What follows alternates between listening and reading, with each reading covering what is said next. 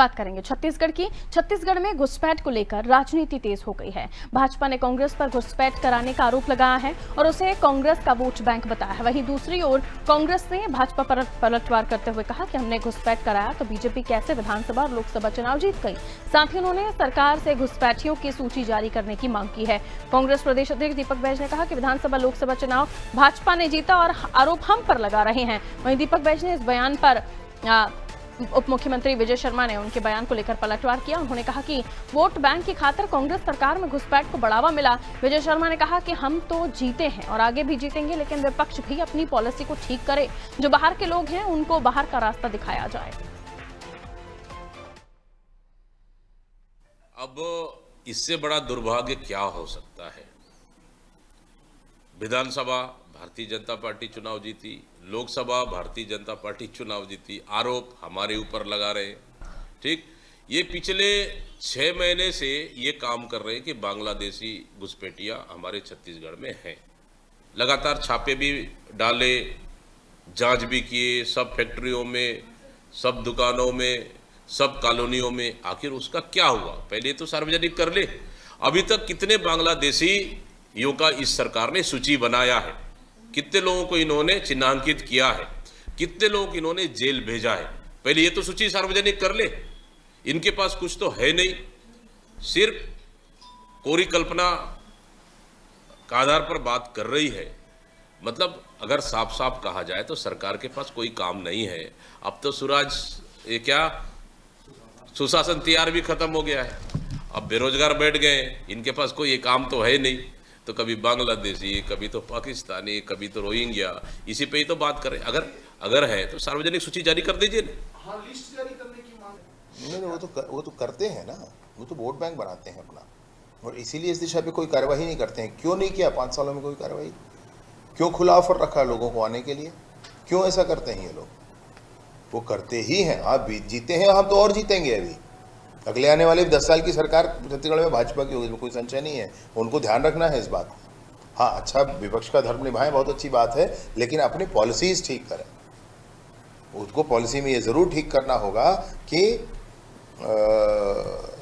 अगर बाहर के लोग हैं तो उनको बाहर का रास्ता दिखाया जाए। तो देखिए, बांग्लादेशी घुसपैठ का मुद्दा समय समय पर उठता रहता है। इस बार इस घुसपैठ को लेकर कांग्रेस को घेरा है बीजेपी ने कि उनके समय पर ये घुसपैठ कराई गई थी। कांग्रेस ने साफ कह दिया है कि उनके समय पर अगर ये घुसपैठ कराई गई तो वो हारे क्यों, जीती तो भाजपा है। आइए पुष्पांजलि हमारे सहयोगी हमारे साथ जुड़ रहे हैं, उनसे और भी हम जानकारी ले लेते हैं। पुष्पांजलि, घुसपैठिए का मुद्दा एक बार फिर से सियासत में तेज होता हुआ दिखाई दे रहा है। एक तरफ दीपक बैज आरोप लगा रहे हैं कि घुसपैठ हमने कराई होती तो कांग्रेस जीतती। बीजेपी कह रही है कि ये समय समय पर करवाते रहते हैं और अगर ऐसा नहीं है तो उनके समय पर उन्हें जांच करा लेनी चाहिए थी। ये मुद्दा क्यों आखिर इस तरीके से तैर रहा है छत्तीसगढ़ की फिजाओं में? क्योंकि अगर वाकई ऐसा है तो जो घुसपैठी है उनको बाहर निकालना चाहिए। ये जनता का, जो छत्तीसगढ़िया है, उनका अधिकार कम करने का, उनका अधिकार काटने का काम कर रहे हैं फिर।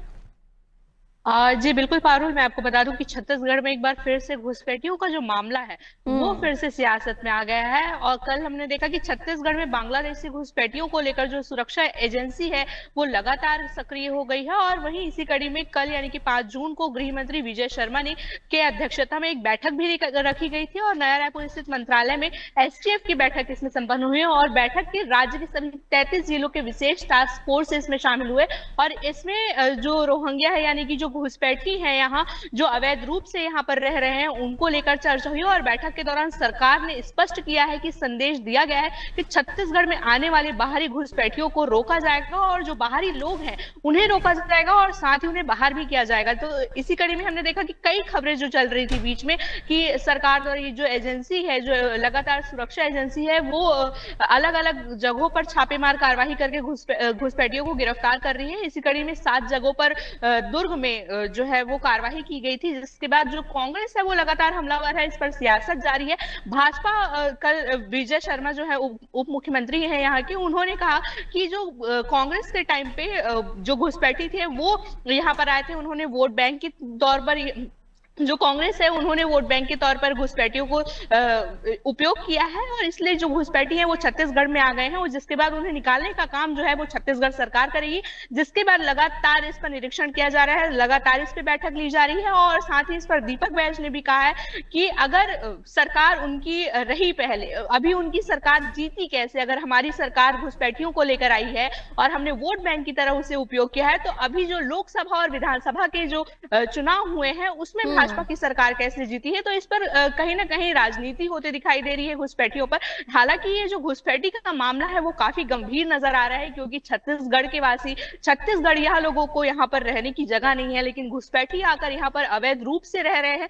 तो कहीं ना कहीं ये चिंताजनक विषय है, जिस पर भाजपा सरकार लगातार कार्रवाई कर रही है, और जो घुसपैठी हैं और जो आरोपी हैं उनको बाहर निकालने का काम कर रही है। जी बिल्कुल, और जरूरत भी है, क्योंकि आप भी कह रही हैं कि लोगों के रहने के लिए वहां स्पेस नहीं हो पा रहा है, घुसपैठिए यहाँ आके जनता का हक खाने का काम कर रहे हैं, जो छत्तीसगढ़ उसका हक खाने का काम कर रहे हैं। तो उस पर मुझे लगता है कि अगर ऐसी कोई शंका आशंका है भी तो उस पर कार्रवाई करनी चाहिए सरकार को। हालांकि इस पर पॉलिटिक्स हो रही है। बहुत शुक्रिया पुष्पांजलि जानकारी के लिए।